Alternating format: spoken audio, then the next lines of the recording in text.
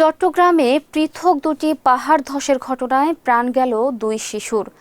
বুধবার সকালে চট্টগ্রাম নগরের চশমা হিলের মেয়রগলি ও সীতাকুণ্ড উপজেলার জঙ্গল সলিমপুরে এই দুই দুর্ঘটনা ঘটে।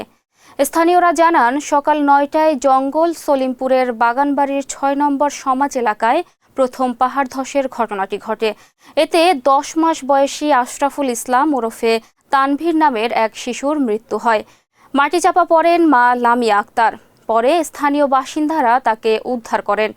এদিকে দুপুরে নগরীর চশমা হিলের মেয়রগলি এলাকায় পাহাড় ধসে সামিয়া ইসলাম নামের অপর এক শিশুর মৃত্যু হয়।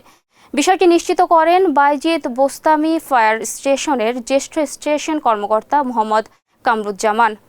পাহাড় ধসে প্রাণহানির বিষয়ে সীতাকুণ্ড উপজেলা নির্বাহী কর্মকর্তা মোহাম্মদ ফখরুল ইসলাম বলেন, ৪ দিন ধরে সীতাকুণ্ডে টানা বৃষ্টি হচ্ছে।